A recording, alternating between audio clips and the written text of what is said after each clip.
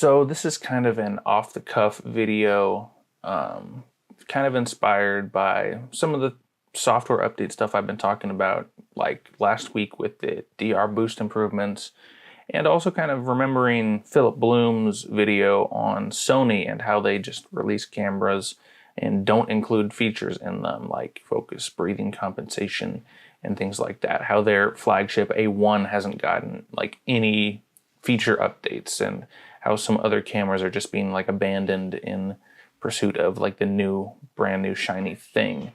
And I want to talk about that kind of phenomenon happening a little bit to a lesser degree with the GH6. Now, some of the biggest contention with the GH6, other than, the autofocus is still not good, the low light's still not good, they're both fine, they're both good enough. But the issue a lot of other people are having is like, why are things missing from this camera that should really be in it? I actually made a video about this, actually. It was like the 10 things the GH5 does better than the GH6.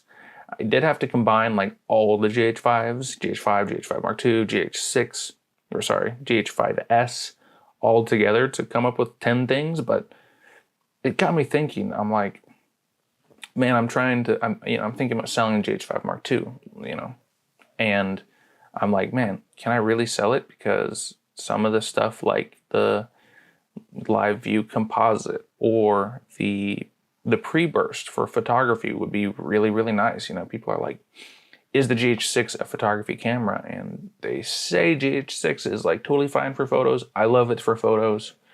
Sean from Panasonic always says, yeah, it's a true hybrid. The photos are very solid.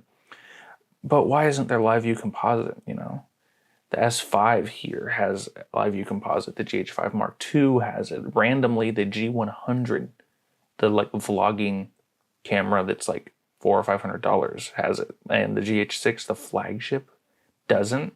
I understand it's a new sensor, new technology, but that's a very cool feature, and I know for at least a few people that's a deal breaker, and that's unfortunate. I just started using the live cropping, by the way, for weddings. I shoot a lot of weddings in HD, or it's okay to slip a few HD shots in there. And for the details and the rings and all that stuff, using the live view to sort of digitally pan across those items, especially when you're sending it to an editor and they might not want handheld footage, or, it's just nice to have an in-camera, nice smooth pan for when the couples get the raw footage, or when an editor might not 100% know what to do with the footage all the time. And it's very handy. I just started using that. I bought the GH6 and it wasn't in there. Especially with the extra resolution of the 5.8K sensor, you'd think it would be easier to crop into that and process that footage with the new engine and everything inside the camera, but no, we don't have it. Another thing for manual focus users like myself, and like especially for photographers, you could punch in and like every Panasonic camera ever like 20 times and really did nail that focus on vintage lenses, or if you use the Voigtlanders or the Mitakon Cine lenses, or even the Mitakon, any manual focus lens. With the GH6, it's always a double-edged sword with the GH6, because like what it gives you is awesome. What we gained was the live punch-in, which is something that I'm not sure a lot of other cameras do outside of Blackmagic, and it's super fun. It's a little soft, but it's better than nothing, right? But it's unfortunate that we're capped out at 6x zoom when it comes to focus confirmation, even when you're not recording, even in stills mode. Sometimes for macro photography, for certain types of manual focus, that's just not enough. And it would be nice if when you were at least when you were in photo mode, or if you weren't recording, you could go into, 10, 15, 20 times zoom. But, I'm not sure if that's possible given the new sensor technology. I know it's a fully new, from the ground up kind of system, but I think it's definitely something that, again, might be one of the most important features that people got used to on these GH line of cameras that's now missing.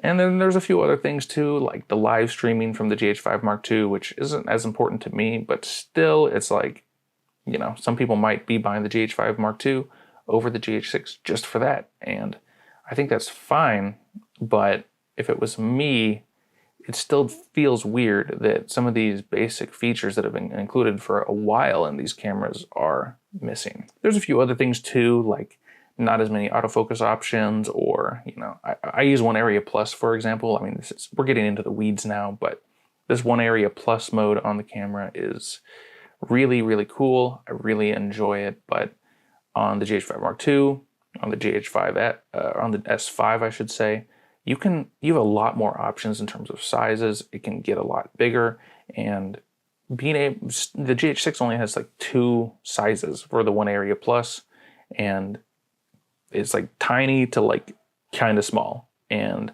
I'm not sure why that is, but having more gradations in the magnification or the area that this One Area Plus takes, and more flexibility, is going to really help the autofocus and, you know, how I use the autofocus in certain situations, instead of it just being this tiny little thing. I'm going back to like one area, like no One Area Plus, just single area, like a caveman or something. And yeah, just little things like that. I wish they would come out with these little changes a little bit faster. I wish they would update the camera a little bit more. And I wish I didn't have to go back to a GH5 Mark II or a G100 to get features that are missing on the newly released $2,000 camera. But again, it's not, you know, it's not on the same level of Sony, which is why I'm not like going crazy or anything, but it still is something I think Panasonic should think about, because it just doesn't feel good to have features missing in a camera that is otherwise so incredible. So anyway, guys, thanks for listening to my rant. It wasn't as ranty as I thought it might have been. Maybe I'm feeling nice today, but truly it is hard to find anything wrong with some of these cameras, but sometimes you just got to nitpick. You got to make a video like this and start a discussion on stuff that you want improved or added into the cameras. And again, Panasonic listens, so I think the more we talk about this stuff, the better. So let me know, guys, is there anything in the GH6 that you think could be added or improved upon that might, you know, bring it up to the level of the older cameras and make sure the flagship camera stays the flagship camera and feels like a flagship camera and not like something was left out? Anyway, guys, thanks for stopping by. Thanks for watching, and I'll see you guys in the next video.